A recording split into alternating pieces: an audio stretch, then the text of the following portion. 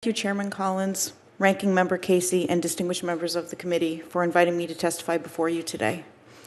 My name is Michelle Dehetre. I was diagnosed with type 1 diabetes in 1985 as a freshman in high school.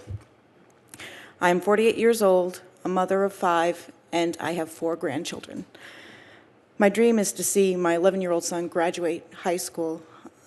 Diabetes threatens my life. Just last week on Thursday night, while driving my middle son home to his father's, I had a low blood sugar. The paramedics came and arrived on the scene, and I was sent to the emergency room. Unfortunately, this is not an unusual occurrence because I cannot afford the treatment I need. Paramedics end up visiting me 2 to 4 times a month. I require 2 types of insulin to live, a long-acting and a short-acting. I take Lantus and Humalog. I work full-time and shell out nearly $300 per month out of pocket on insulin, syringes, test strips that keep me alive. Ending up in the ER always scares me, not only because I know it's a close call, but because on top of my medicine, I cannot afford another medical bill.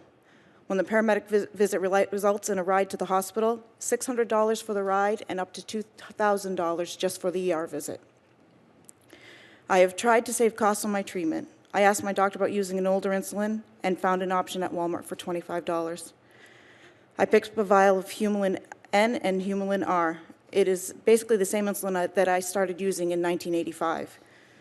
But as I have grown older, my blood sugar levels have gotten more and more unpredictable, even when I eat the same thing from day to day. So the older insulin did not work well. I was able to successfully save money on test strips. The brand that my insurance covers cost me $99.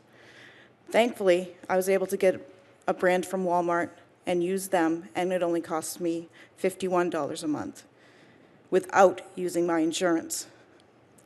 I use the test strips to check my blood sugar levels at least 6 times a day, when I wake up in the morning, before and after every meal, and when I go to bed at night and in between.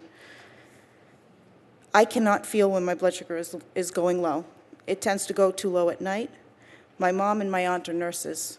Even in my family of caretakers, it has proven very difficult to keep my blood sugar in check.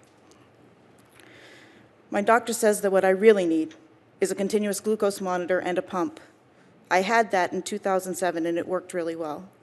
When my insurance coverage changed, my cost to keep that pump running skyrocketed to $1,500 for a 3-month supply, and that is after the insurance coverage.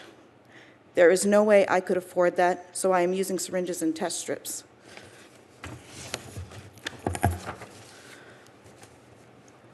The money I am spending on diabetes treatment already is too much. In addition to buying food, paying the electric bill, and other monthly bills for my household, spending at least $300 per month for my diabetes medication is a major financial strain.